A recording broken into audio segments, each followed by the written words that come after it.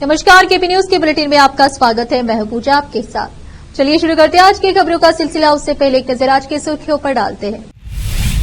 SC, SP, TSP खाते में पैसा वापस दिलाने की मांग को लेकर बसपा ने राज्यपाल से की अपील। बीदर शहर के रंग मंदिर में एक शाम मुकेश के नाम कार्यक्रम संपन्न। उड़ा साइट आवंटन आरोपों पर विपक्ष के विरोध के बीच बेंगलुरु विधानमंडल स्थगित। कर्नाटक के सीएम सिद्धरामैया ने मूडा घोटाले में अपनी भूमिका से किया इनकार, पत्नी को दी गई जमीन पैठ। राज्यसभा में हुआ हंगामा, कांग्रेस का सवाल, किसानों को कब एमएसपी देगी सरकार।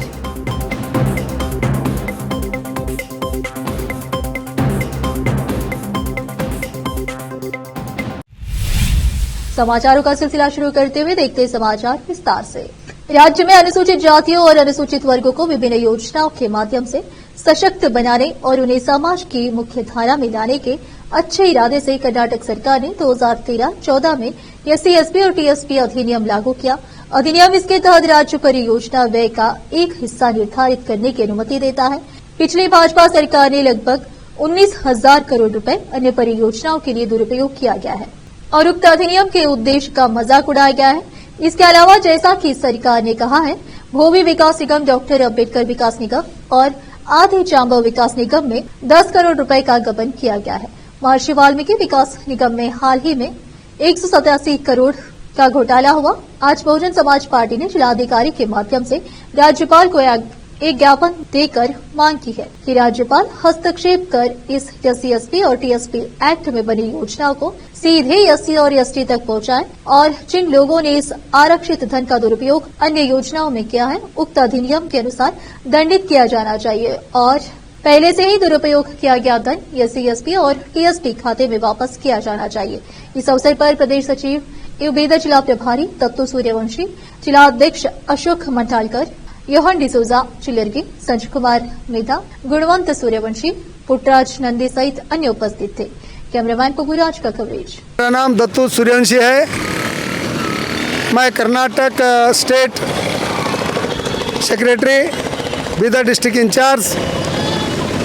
यहाँ पर हम सब हमारे बहुजन समाज पार्टी में पैदा हुए सभी संत गुरु महापुरुषों को कोटि कोटि नमन करते हैं और सुश्री बहन कुमारी मायावती जी को हमारा आदर्श नेता मानकर यहाँ पर आसीन सब हमारे पार्टी के नेतागण, हमारे जिलाध्यक्ष अशोक मंटालकर और डिसोजा चिल्लरगी जी, आप कांचीराम साहब, फुले जी, साहू महाराज और टीपू सुल्तान, ये सब हमारे आइडियोलॉजिस्ट है। हम उनके जो सिद्धांत है उसके ऊपर हमारी पार्टी चलती है।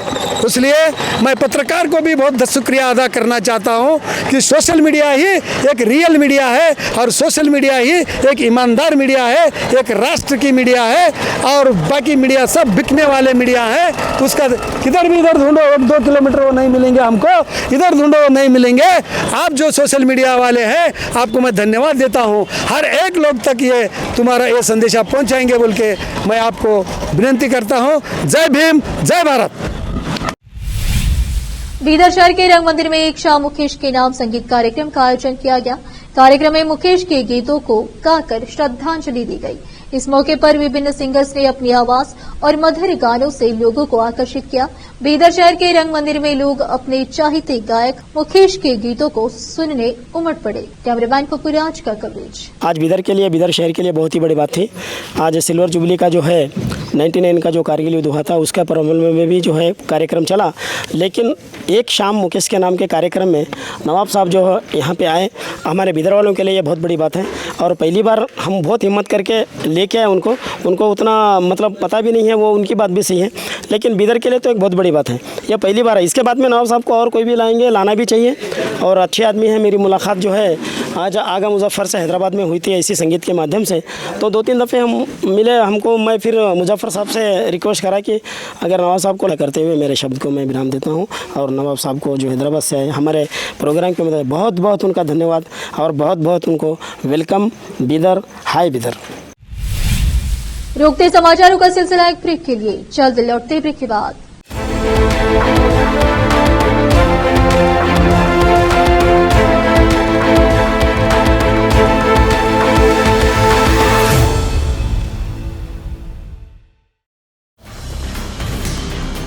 हिंदुस्तान के हर कोने में हम हैं मौजूद। 24 घंटे हालात पर गहरी नजर, खबरों से जुड़े चुपते सवालात, और आपको दिखाता है धार्मिक, सामाजिक, राजनीतिक, लोकल और इंटरनेशनल न्यूज की सबसे बेहतर कवरेज, जो आपको रखती है हर पल बाखबर। देश और दुनिया भर की खबर के लिए देखते रहें केपी न्यूज 24/7। ब्रेक के बाद आपका स्वागत है। आइए देखते हैं देश के अन्य समाचार। मैसूर शहरी विकास प्राधिकरण वोडा द्वारा स्थलों के आवंटन में कथित अनियमितताओं पर बहस की मांग को लेकर भारतीय जनता पार्टी और जेडीएस के विधायकों के विरोध प्रदर्शन जारी रहने के कारण गुरुवार को विधानमंडल के दोनों सदनों की कार्यवाही अनिश्चित काल के लिए स्थगित कर दी गई। बाद में विपक्षी दलों ने इस मुद्दे पर 1 अगस्त से बेंगलुरु से मैसूर तक 10 दिवसीय पदयात्रा आयोजित करने का निर्णय लिया। विधान परिषद में अपना बचाव करते हुए मुख्यमंत्री सिद्धरामैया ने दोहराया कि उनकी पत्नी को 14 भूखंड आवंटित करने में कोई अनियमितता नहीं हुई है। उन्होंने भाजपा और जेडीएस विधायकों पर आरोप लगाया कि वे एक गैर मुद्दा उठाकर उनकी छवि खराब करने की कोशिश कर रहे हैं। विधानसभा में विपक्ष के नेता आर अशोक ने कहा, मामले की जांच सीबीआई को सौंपी जानी चाहिए और सिद्धरामैया को मुख्यमंत्री पद पर बने नहीं रहना चाहिए। कर्नाटक के मुख्यमंत्री सिद्धरामैया ने शुक्रवार को कथित कूड़ा घोटाले में विपक्षी दलों द्वारा उनके खिलाफ लगाए गए आरोपों से इनकार किया और कहा कि न तो उनकी और न ही उनके परिवार के किसी सदस्य की इसमें कोई भूमिका है। सिद्धरामैया ने यहां एक प्रेस कॉन्फ्रेंस में मूडा द्वारा अपनी पत्नी पार्वती को आवंटित की गई भूमि से संबंधित दस्तावेज जारी किए। सीएम ने यह भी स्पष्ट किया कि उनकी पत्नी को आवंटित वैकल्पिक साइट पूरी तरह से विकास प्राधिकरण द्वारा लिया गया निर्णय था। सिद्धरामैया ने कहा, इसमें मेरी पत्नी या मेरे साले मल्लिकार्जुन स्वामी की कोई भूमिका नहीं है। यह मूडा द्वारा लिया गया निर्णय था जिसमें मेरी पत्नी के अनुरोध पर विचार किया गया था कि उन्हें मूडा द्वारा अवैध रूप से अधिग्रहित और विकसित की गई भूमि के बदले एक वैकल्पिक स्थल आवंटित किया जाए जो उनकी थी। सिद्धरामैया ने दोहराया कि पिछले 40 सालों के राजनीतिक करियर में उनके ऊपर कोई दाग नहीं है। उन्होंने भाजपा और जेडीएस नेताओं पर उनकी छवि खराब करने की कोशिश करने का आरोप लगाया है। उन्होंने कहा कि मेरा जीवन एक खुली किताब है। वे इस बात को बचा नहीं पा रहे कि मैं दूसरी बार मुख्यमंत्री बना हूं और मेरे खिलाफ लोगों के बीच गलत जानकारी फैला रहे हैं। एक अधिकारी ने शुक्रवार को बताया कि गोवा कर्नाटक सीमा पर दूध सागर और सोनोलिम खंडों के बीच गुरुवार आधी रात के बाद हुई भूस्खलन के कारण दक्षिण पश्चिम रेलवे पर 5 ट्रेनों की आवाजाही प्रभावित हुई। लोंडा और तीनाघाट कर्नाटक सीमा की ओर के बीच एक पेड़ गिरने के कारण ओवरहेड विद्युत आपूर्ति प्रभावित होने के कारण ट्रैक भी बंद हो गया। दक्षिण पश्चिम रेलवे के मुख्य जनसंपर्क अधिकारी डॉक्टर मंजुनाथ कनमाड़ी ने बताया कि दोनों घटनाएं शुक्रवार सुबह यह घटना हुई और मलबा तथा गिरे हुए पेड़ को हटाने के बाद सुबह करीब 6 बजे रेल यातायात बहाल हो गया।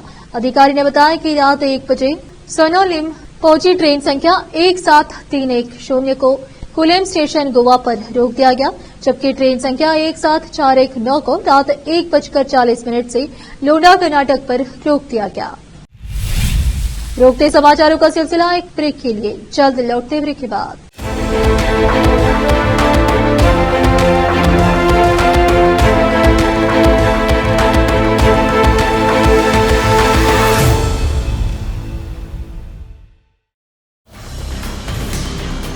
हिंदुस्तान के हर कोने में हम हैं मौजूद। 24 घंटे हालात पर गहरी नजर, खबरों से जुड़े चुपते सवालात, और आपको दिखाता है धार्मिक, सामाजिक, राजनीतिक, लोकल और इंटरनेशनल न्यूज की सबसे बेहतर कवरेज, जो आपको रखती है हर पल बाखबर। देश और दुनिया भर की खबर के लिए देखते रहें केपी न्यूज 24/7। ब्रेक के बाद आपका स्वागत है। आइए देखते हैं देश के अन्य समाचार। राज्यसभा में आज एमएसपी के मुद्दे पर काफी हंगामा देखने को मिला। समाजवादी पार्टी के एक सांसद ने सरकार से सवाल किया कि सरकार किसानों को एमएसपी कब तक देगी। इसका जवाब जब कृषि मंत्री शिवराज सिंह चौहान दे रहे थे, तभी कांग्रेस सांसद रणदीप सुरजेवाला अपनी सीट से उठे और शिवराज सिंह चौहान से जलेबी की तरह बात घुमाने के बजाय एमएसपी पर सीधा जवाब देने को कहा कि सरकार बताए कि एमएसपी कब लागू की जाएगी। इसके बाद विपक्षी सांसद नारेबाजी करने लगे। इसके बाद राज्यसभा चेयरमैन ने कांग्रेस के सांसदों की ओर देखकर कहा कि आप अपने गिरेबान में झांक कर देखिए। उन्होंने कहा कि किसान को फांसी तक टांगने का काम विपक्षी सांसद कर रहे हैं, जो किसान के मुद्दे को सदन में नहीं उठाने दे रहे हैं। इसके साथ ही बाद में राज्यसभा चेयरमैन ने रणदीप सिंह सुरजेवाला ने सदन से बाहर जाने का आदेश दिया। इसके बाद प्रमोद तिवारी ने कहा कि रणदीप एक सप्लीमेंट्री सवाल पूछना चाहते हैं, उन्हें पूछने दिया जाना चाहिए। इसके बाद सभापति ने रणदीप सुरजेवाला को सदन में ही रहने को कहा। इसके बाद किसान विरोध मोदी सरकार के नारे विपक्षी सांसदों द्वारा लगाए जाने लगे थे। इस दौरान अन्य दलों के सांसद भी अपनी जगह पर खड़े हो गए। इसके बाद शिवराज सिंह चौहान ने हंगामे के बीच एक बार फिर जवाब देना शुरू किया। इसके बाद उन्होंने कांग्रेस के कार्यकाल के सभी कृषि मंत्रियों के बयान सदन में पढ़े, जो यूपीए के कार्यकाल में एमएसपी से जुड़े मुद्दों पर दिए थे। साथ ही कृषि मंत्री ने यूपीए के कार्यकाल में हुई एमएसपी खरीद और एनडीए के कार्यकाल में हुई खरीद का ब्यौरा भी दिया। सदन में प्रश्नकाल खत्म होने तक हंगामा चलता रहा। बता दें कि संसद का मानसून सत्र जारी है। मंगलवार को वित्त मंत्री ने बजट पेश किया, जिसके बाद से ही सदन में हंगामा पसरा हुआ है। कांवड़ यात्रा रूट के ढाबों पर नाम लिखकर पहचान बताने वाला विवाद अभी पूरी तरह से थमा नहीं है कि हरिद्वार में प्रशासन के एक और निर्णय पर सवाल उठ रहे हैं। इस बार कांवड़ रूट पर पड़ने वाले मस्जिद और मजारों को त्रिपाल से ढक दिया गया है। यहाँ ज्वालापुर के रामनगर कॉलोनी स्थित मस्जिद और दुर्गा चौक के पास स्थित मजार के गेट पर बड़ा त्रिपाल लगाया गया है। हालांकि इससे पहले कांवड़ यात्रा के दौरान मस्जिद और मजार को कभी नहीं ढका गया है। मजार और मस्जिद के केयरटेकर और मौलाना प्रशासन के इस फैसले से अनजान है। उनका कहना है कि इस संबंध में उनसे कोई बात नहीं की गई है, जबकि कई दशकों से यहाँ से कांवड़िए गुजर रहे हैं और कांवड़ियां मजार के बाहर पेड़ की छाया में आराम भी करते हैं। लोग यहाँ पर पहले चाय पानी भी करते थे। मजार के केयरटेकर शकील अहमद ने कहा कि वह पिछले 40 साल से लोगों को कांवड़ ले जाते देख रहा है, कभी कोई विवाद तो हुआ नहीं। इस बार पहली बार प्रशासन ने मजार और मस्जिदों को ढकवा दिया। पता नहीं क्या उनकी मंशा है। शकील ने कहा कि प्रशासन का यह फैसला ठीक नहीं है। इस मामले में प्रशासनिक अधिकारी बात करने से बच रहे हैं। हालांकि कैबिनेट मंत्री सतपाल महाराज का कहना है कि कांवड़ यात्रा व्यवस्थित रूप से चले, इसके लिए मस्जिद और मजारों को ढका गया है। कांवड़ यात्रा के दौरान कोई उत्तेजना न हो और भड़के नहीं, इसका ध्यान रखा गया है। उन्होंने कहा कि जब कोई निर्माण कार्य होता है तब भी ढक दिया जाता है। देखते हैं इसका क्या फीडबैक मिलता है, उसका अध्ययन करेंगे। भारी बारिश के बीच भारत मौसम विज्ञान विभाग आईएमडी द्वारा मुंबई के लिए रेड अलर्ट जारी करने के बाद बृहन मुंबई महानगर पालिका बीएमसी ने बृहस्पतिवार को शहर के सभी स्कूलों और कॉलेजों में अवकाश घोषित कर दिया। भारी बारिश को देखते हुए मुंबई पुलिस ने लोगों को घरों से बाहर न निकलने की अपील की है। मुंबई पुलिस ने एक्स पर पोस्ट किया कि आईएमडी ने कल सुबह 8:30 पर मुंबई के लिए रेड अलर्ट घोषित किया है। सभी मुंबई वासियों से अनुरोध है कि जब तक आवश्यक न हो घर के अंदर ही रहे, कृपया सुरक्षित रहें। किसी भी आपदा स्थिति के लिए डायल 100 या डायल 112 करें। मुंबई और उसके उपनगरों में गुरुवार को भारी बारिश हुई, जिससे कुछ इलाकों में सड़कों पर जलभराव हो गया। इसके चलते यातायात बाधित हुआ और लोकल ट्रेन सेवा प्रभावित हुई। अधिकारियों ने बताया कि जलग्रहण क्षेत्रों में लगातार बारिश के कारण विहार और मोदक सागर झीलें उफान पर है। इसके साथ ही महानगर को पीने योग्य पानी उपलब्ध कराने वाले 7 जलाशयों में से 4 अब उफान पर है, जिससे कुल जल भंडार में सुधार हुआ है। आईएमडी ने अगले 24 घंटों में सुबह 8 बजे से शहर और उपनगरों में मध्यम से भारी वर्षा तथा कुछ स्थानों पर अत्यधिक बारिश होने की संभावना जताई है। लखनऊ में थाना नाका की डायल 112 इनोवा ने डिवाइडर को उड़ाया। डायल 112 तेज गति से जा लड़ी, डिवाइडर पे गाड़ी चालक हुआ घायल। थाना नाका के अंतर्गत रानीगंज कूड़े खाने के सामने डायल 112 बीच रोड पर जा घुसी। डिवाइडर में इनोवा रात 3 बजे डायल 112 क्षेत्र गश्त कर रही थी। गाड़ी में 3 पुलिसकर्मी थे सवार। 3 पुलिसकर्मी में एक गाड़ी चालक बुरी तरह हुआ घायल। तत्काल ड्राइवर को भेजा हॉस्पिटल। बुरी तरह डायल 112 इनोवा हुई क्षतिग्रस्त। पुलिस का ये हाल है, आम जनता को क्या कहा जाए। सवाल ये है कि पुलिसकर्मी नशे में था या कोई और कारण था? अली हैदर की रिपोर्ट। झांसी पूनावली कला के रहने वाले रामकिशन पाल की बड़ी लड़की वंदना तेज की शादी रामकिशन पाल द्वारा बड़ी धूमधाम से 5 वर्ष पहले इंदरगढ़ के ग्राम रामदेवा निवासी रविंद्र पाल पुत्र अमर सिंह पाल से की थी। शादी के कुछ दिनों बाद ही रविंद्र पाल द्वारा वंदना से मारपीट करने लगा। इसके बारे में उसने अपने घर वालों को भी बताया। रविंद्र पाल शराब का भी आदी है। इसी दौरान शादी को 5 साल हो गए और रविंद्र पाल को एक लड़का भी हुआ जिसका नाम आर्यपाल 2 वर्ष है और लगातार रामकिशन की बेटी को प्रताड़ित किया जाने लगा, जिसे परेशान होकर रामकिशन पाल द्वारा बेटी को एक दुकान इंदरगढ़ कस्बे में पार्लर की खुला दी। उसके बाद भी लड़ाई झगड़ा शांत नहीं हुआ। 1 माह पहले रामकिशन की लड़की वंदना अपने बच्चे आर्यपाल के साथ अपने मायके पूनावली कला में आ गई और उसके यहाँ पर भी रक्षा पूनावली मार्ग पर पूनावली गांव में ही बबलू वर्मा के मकान में किराए से पार्लर की दुकान खोली। आज जब वह अपनी बहन पूजा पाल के साथ दुकान पर थी, इसी दौरान रविंद्र पाल अपने एक साथी के साथ मुंह बांध कर आया और आते ही वंदना से झगड़ने लगा।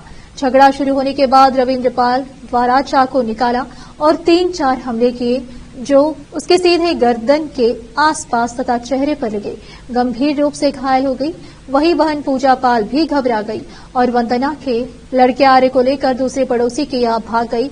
हमला करने के बाद रविंद्र पाल अपने अज्ञात साथी के साथ भाग गया। हमला पूरा योजनाबद्ध तरीके से किया गया।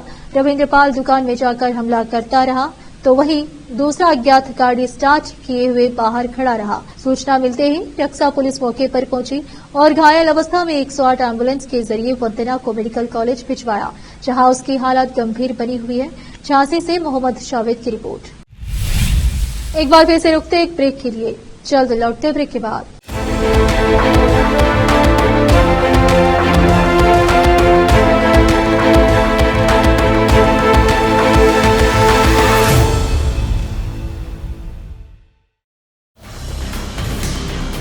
हिंदुस्तान के हर कोने में हम हैं मौजूद। 24 घंटे हालात पर गहरी नजर, खबरों से जुड़े चुपते सवालात और आपको दिखाता है धार्मिक, सामाजिक, राजनीतिक, लोकल और इंटरनेशनल न्यूज की सबसे बेहतर कवरेज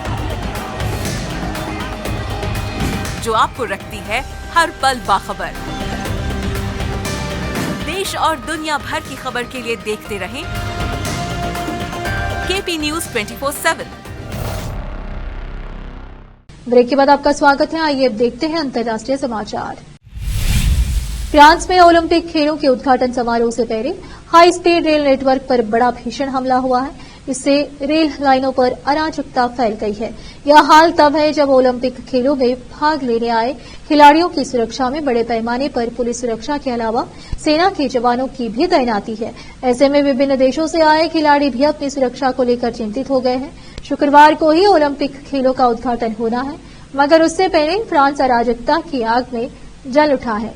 इससे पूरी दुनिया के खिलाड़ियों में दहशत फैल गई है।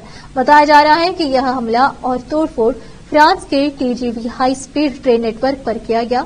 इस घटना के बाद कल 27 जुलाई को होने वाले पेरिस ओलंपिक उद्घाटन समारोह से पहले देश की सबसे व्यस्त रेल लाइनों पर अराजकता फैल गई है।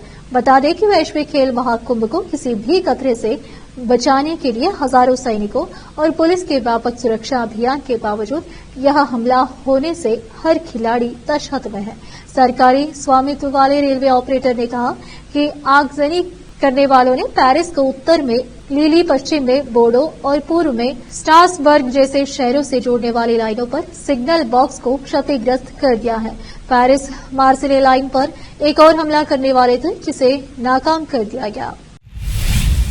अमेरिका के उपराष्ट्रपति कमला हैरिस ने इजरायली प्रधानमंत्री बेंजामिन नेतन्याहू के साथ मुलाकात की है। मुलाकात के दौरान गाजा में जारी युद्ध में आम लोगों की मौत की घटनाओं समेत मानवीय पीड़ा को रेखांकित करते हुए हैरिस ने कहा कि इजरायल को आत्मरक्षा करने का अधिकार है, लेकिन मायने यह रखता है कि वह अपनी रक्षा किस तरीके से करता है। हैरिस ने अमेरिका के राष्ट्रपति के आधिकारिक आवास एवं कार्यालय व्हाइट हाउस परिसर के आइजनहावर कार्यपालिका कार्यालय भवन में नेतन्याहू से मुलाकात की। कमला हैरिस ने इस मुलाकात के तत्काल बाद संवाददाताओं से कहा, मैंने यहां कई बार कहा है, लेकिन इसे दोहराना जरूरी है। इजराइल को अपना बचाव करने का अधिकार है और वह ऐसा किस तरीके से करता है यह मायने रखता है। हमास एक क्रूर आतंकवादी संगठन है। हमास ने 7 अक्टूबर को 44 अमरीकियों सहित 1200 निर्दोष लोगों की हत्या कर इस युद्ध की शुरुआत की। हमास ने यौन हिंसा के भयानक कृत्य किए हैं और 250 लोगों को बंधक बनाया है। ऐसे अमरीकी नागरिक हैं जो गाजा में बंदी बने हुए हैं। फिर से एक नजर सुर्खियों पर। एससी, एसपी, टीएसपी खाते में पैसा वापस दिलाने की मांग को लेकर बसपा ने राज्यपाल से की अपील। बीदर शहर के रंग मंदिर में एक शाह मुकेश के नाम कार्यक्रम संपन्न। उड़ा साइट आवंटन आरोपों पर विपक्ष के विरोध के बीच बेंगलुरु विधानमंडल स्थगित। कर्नाटक के सीएम सिद्धरामैया ने मूडा घोटाले में अपनी भूमिका से किया इनकार, पत्नी को दी गई जमीन वैध। राज्यसभा में हुआ हंगामा, कांग्रेस का सवाल, किसानों को कब एमएसपी देगी सरकार।